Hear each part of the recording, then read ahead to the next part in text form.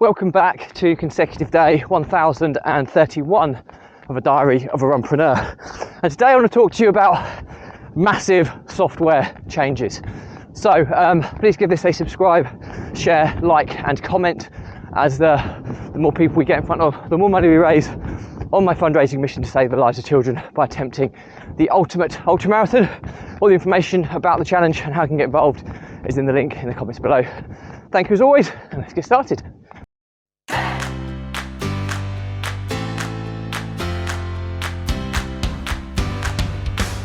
So, consecutive day 1031 of a diary of a runpreneur, and today I want to talk to you about massive software changes.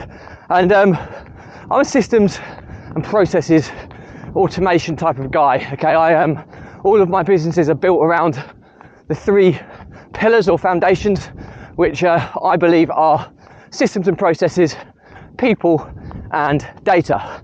Now, the main variable in that whole mix is people. People are a little bit more kind of dynamic and can be more challenging. But systems and processes are pretty black and white. They either work or they don't. And it's normally, depending on how good you are with this type of stuff, it's normally relatively straightforward to fix them.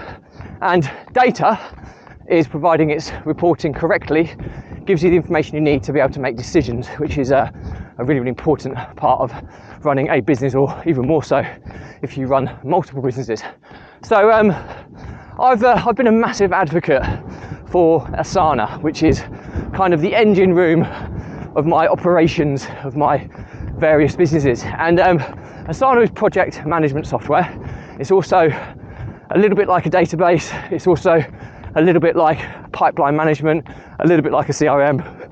There's lots of things it does, and but it primarily was built around project management.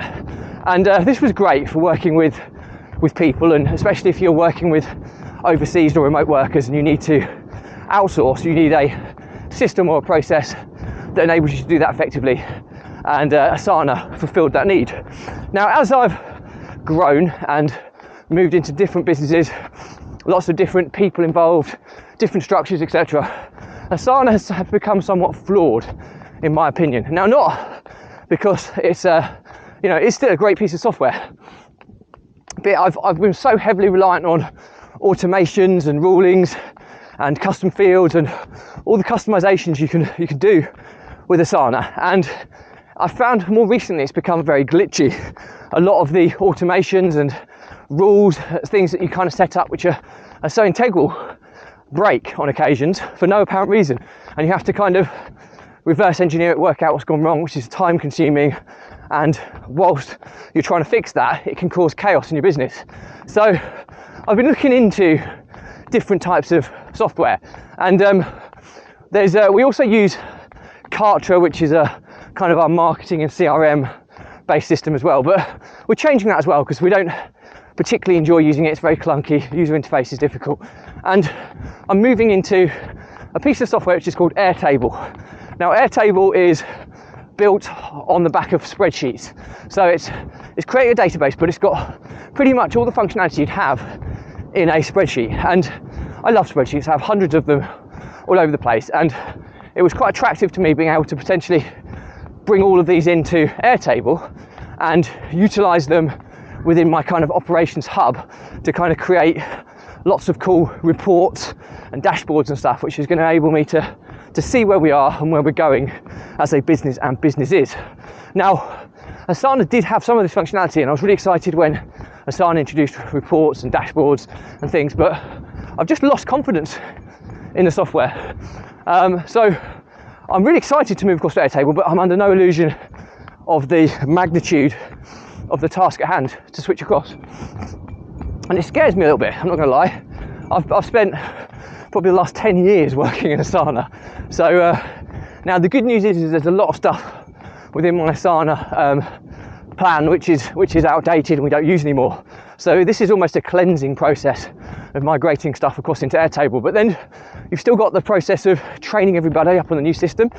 There are things that Airtable just doesn't do as well as Asana. I mean, for task management and project management, Asana is far superior. However, with a spreadsheet with some pretty simple customizations, formulas, filters, etc., you can build a pretty robust task management platform as well. But the main reason for moving across is the ability to take huge amounts of data and report on it with a much higher degree of flexibility.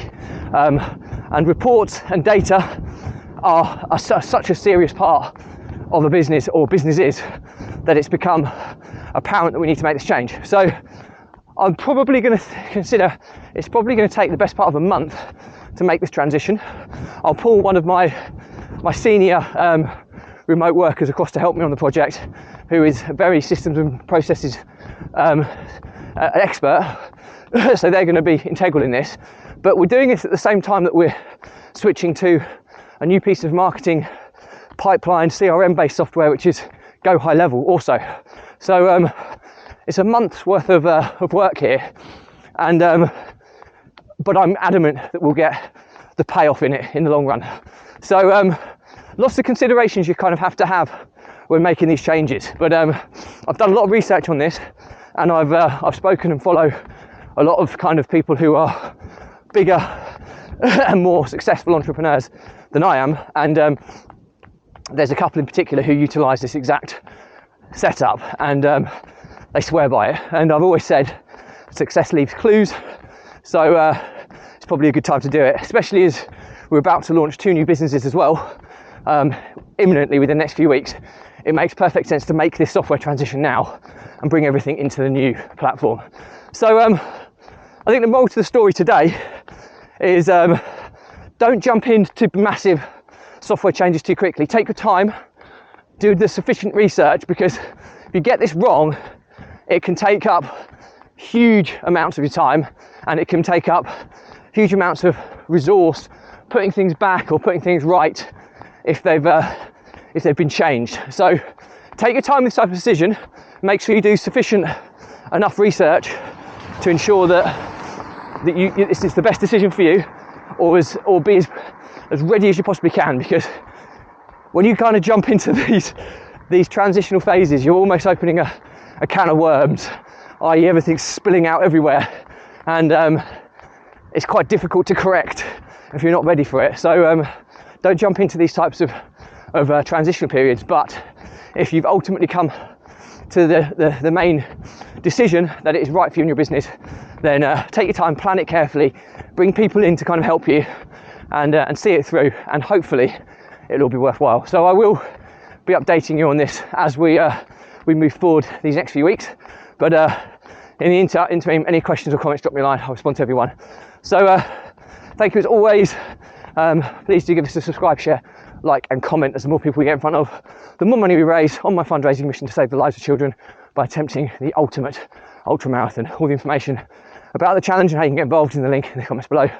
Thank you as always. Stay positive, stay happy, and I'll see you again tomorrow.